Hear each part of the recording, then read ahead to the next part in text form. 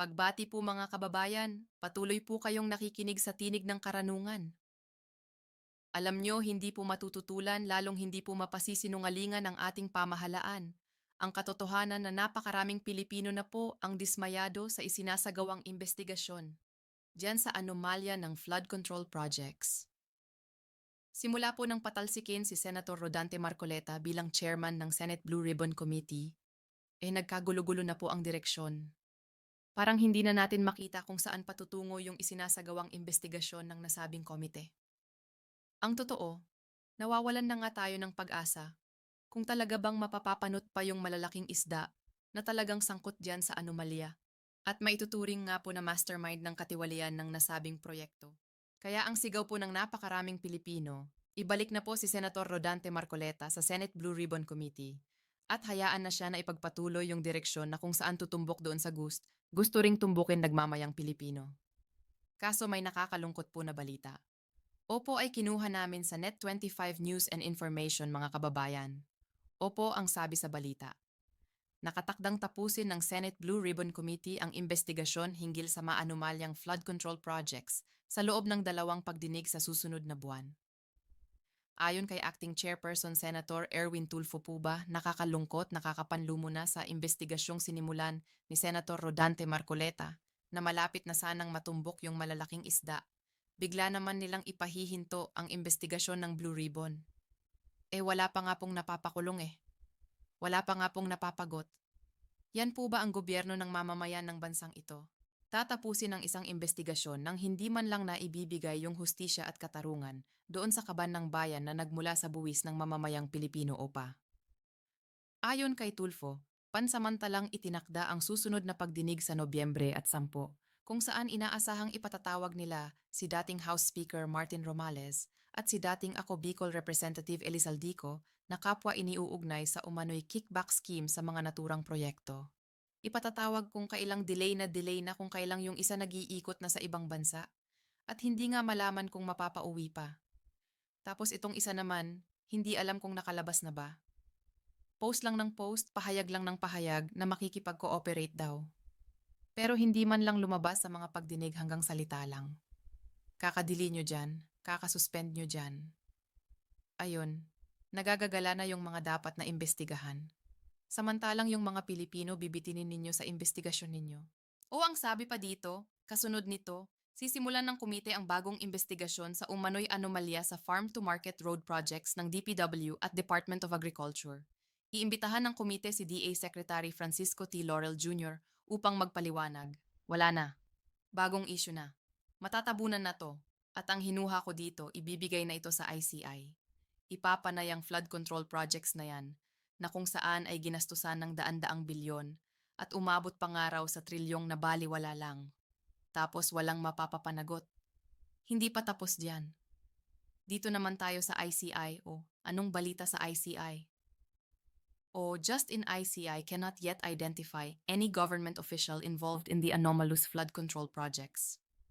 As it says, investigation is from bottom to top. As of now, wala pa kaming nakikita. Special Advisor Rodolfo Azurin says on official who may be charged. Pambihira yan ng ICI. Palihim na ang nag-iimbestiga tapos wala pa rong man makita na dapat managot na government official. Naglololokuhan. Pinagloloko na lang tayo dito eh. Naglolokohan na lang tayo dito mga kababayan.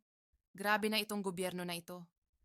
Yung Senado, yung komite na dapat nag-iimbestiga titigil na sa pag-iimbestiga sa flood control. O namang ICI na naka-private ang pag-iimbestiga. Wala pa raw nakikita. Wala ba talagang nakikita o ba baka nagbubulag-bulagan lang kayo? Ibig bang sabihin mas matindi pang mag-imbestiga ang mamamayang Pilipino kaysa sa inyo diyan sa ICI? Kahit man lang wala naman kaming sinabi na papanagutin niyo agad eh. Ang amin ipatawag niyo, imbestigahan ninyo wala pa rin. Kahit na tumutok na lang kayo dapat sa Senate Blue Ribbon Committee, imbitahan niyo doon yung mga nag-witness at mga nagsalita doon. Imbitahan niyo rin yun. May masasabi sa inyo yung mga yon. Wala pa rin yon? Yung pinangalanan ng mga diskaya na 17 congressman at iniuugnay si Zaldico pati si Romaldes, na ganun din ang sinabi ni Toby Chanco na isang congressman na pati na si Gutesa na tagadala ng pera kay Zaldico at Romales. Wala pa rin pambihira na yan kaya alam nyo mga kababay, Tama itong pinost po ni Mr. Greco Belgic. Ang sabi niya dito, even Senator Lacson feels he should step down as Blue Ribbon Chair kasi wala nang tiwala ang tao sa ginagawa nila. Pero pag binalik kay Rodante Marcoleta ang BRC, babalik din ang tiwala ng tao sa investigasyon. Totoo naman eh. Alam niyo kung sino yung nag-post na yan na Greco Belgica? Yan lang naman po ang dating chairman ng PACC. Yang PAC po ay ang Presidential Anti-Corruption Commission na binuo po ng dating Pangulong Rodrigo Duterte at ang nagpuwalang bisa niyan o ang nag-abolish ng komisyon na yan mismong si BBM noong Hunyo 30, 2022 sa mismong araw na siya ay nasa opisina na bilang Pangulo. Dating chairman ng PACC yan sa makatuwid nagtitiwala siya kay Rodante Marcoleta, nanonood siya kung paanong mag-imbestiga, kung paano mag-hearing si Marcoleta, at wala siyang tutol sa ginagawa ni Marceta. Dahil nakikita nga katulad ni Mr. Greco Belgica, nakikita ng maraming Pilipino yung direksyon na tinutumbok ni Marcoleta. Tama yon. Kaya totoo din to. Nababalik din ng tiwala ng tao sa investigasyon kapag ka naibalik lang si Rodante Marcoleta sa BRC. At hayaan sana ninyo alang-alang sa mamamayang Pilipino na maibalik si Marcoleta. Tutal nagsitanggihan naman yung mga inalok ninyo dyan sa Senado eh. At ito namang si Erwin ayaw din naman niya kung tutuusin kasi sabi niya nga eh, kung walang tatanggap eh. No choice ako sa makatuwid kung may tatanggap eh. Okay lang sa kanya maski si Ben Tulfo na kapatid niyan. Tinututulan din siya na huwag tanggapin eh. Ibigay niyo na kay Marcoleta ba maging patas naman kayo? Si Marcoleta na nga lang ang tinitignan ng taong bayan na makapagbibigay ng hustisya sa taong bayan. Tapos ay hindi pa ninyo pagbibigyan. Mahiya naman kayo dyan. O na lang mga kababayan. O na lang.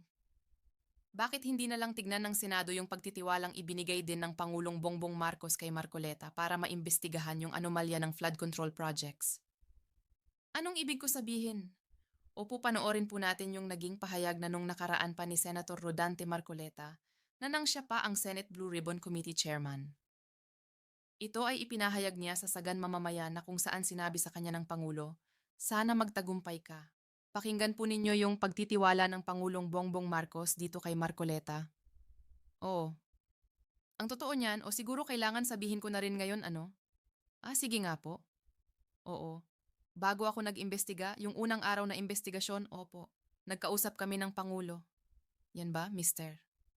At siya mismo ang nagbigay nung ilang mga detalye na kakailanganin ko o tinulungan.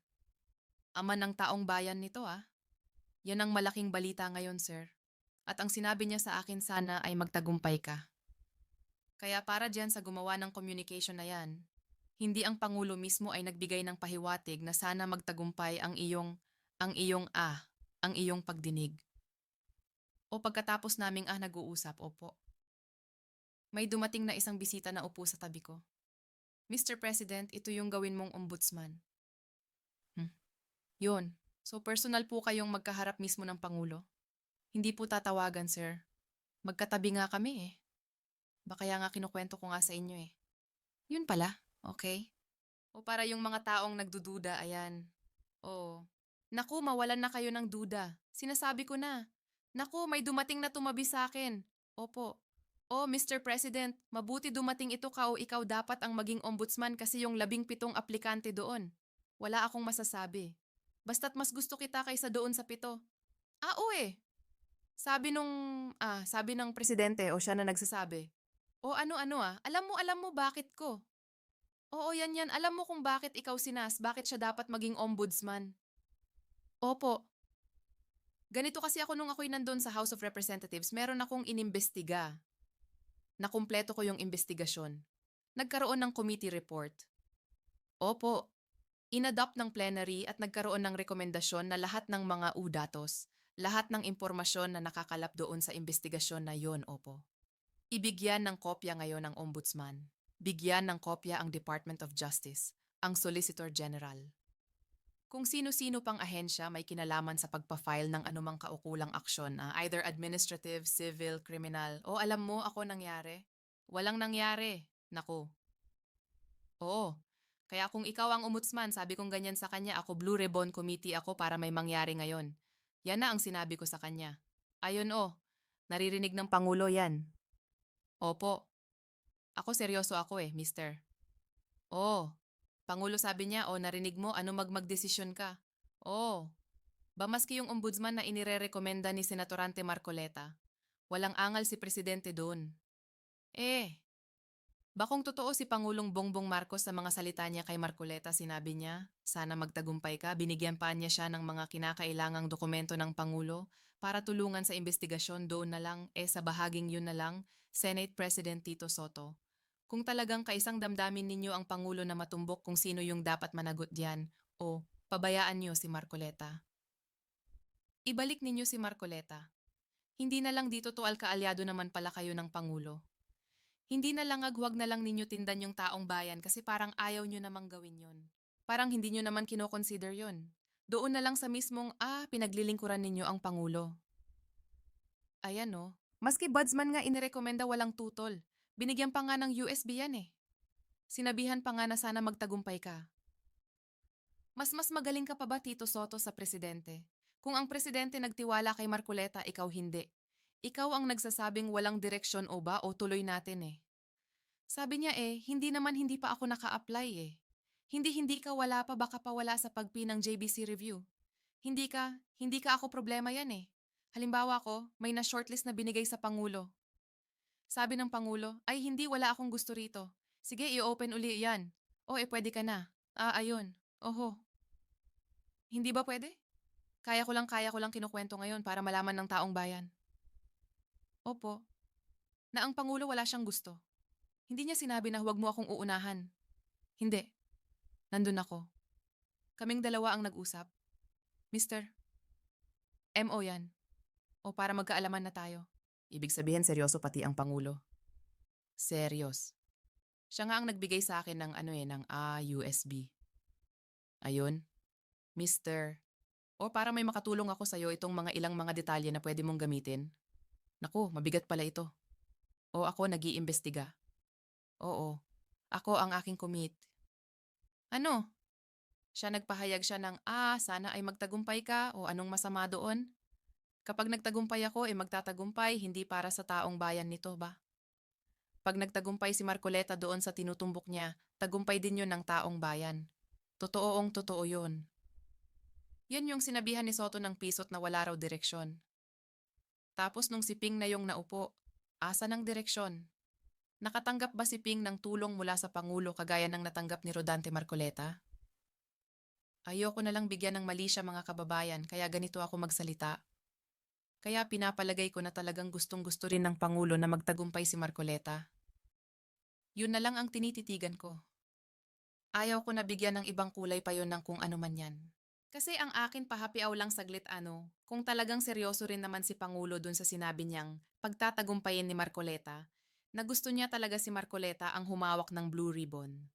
Pwede na namang impluwensyahan si Soto Magrekomenda siya Senate President, baka pwede mong i-consider ano ko si Rodante Marcoleta, ibalik mo. Kaso ang nakita ko nung nakaraan yung ombudsman na tinutukoy nga ni Marcoleta, hindi rin naipasok dahil pagkapasa ng mga listahan ng mga ombudsman. Ayun, nagpa siya agad ang Pangulo, si Remulla. Ayoko namang bigyan ng kulay, sabi ko nga. Pero akin lang dito tayo sa sentidong. Kung nagtiwala ang Pangulo diyan, magtiwala ka rin, Soto, kung wala kang pinagtatakpan. Kung talagang sinasabi mo na gusto mong mapapanagot at bigyan ng hustisya ang mamamayang Pilipino kay Pisot, yan ang paninindigan ninyo. Hayaan nyo si Marcoleta. Pabayaan nyo kung talagang wala kayong kino-cover up. Wala kayong pinoproteksyonan. Patunayan na ninyo ngayon sa amin na talagang kayo ay kaisa ng sambayan ng Pilipino sa pamamagitan ng pagbabalik kay Marcoleta sa Senate Blue Ribbon Committee, dahil naninindigan kami walang ibang makapagbibigay ng hustisya sa taong bayan tungkol sa anomalya ng flood control projects, kundi yung taong hindi takot sa mga malalaking isda at kaya pangang banggitin ang pangalan at sabihing hindi ako natatakot. Sa mga yan, yun ang isang katangian na wala sa karamihan yung maibagsak yung pangalan ng malalaking isda na dapat imbestigahan. Gaya ni Ping na puro 67 congressman ang sangkot. 10 contractors ang sangkot. Walang pangalan ba yan ang pinagkaiba ni Marcoleta sa Ping? Sasabihin mo walang direksyon ngayon na pressure ka kaya bumaba ka kasi dissatisfied mga kasamahan mo sa'yo. O akala mo kasi magaling ka eh, di ba? Pinagmamalaki ka pa naman ng kagrupo mo, Soto, na mas magaling ka pa raw investigador. O asa na, Soto? Pahiya ka ngayon ba kaya dapat ibalik si Marcoleta para maibalik din ang tiwala ng mamamayang Pilipino sa pag-iimbestiga sa flood control projects anomaly. Hanggang sa susunod na talakayan. Paalam. M.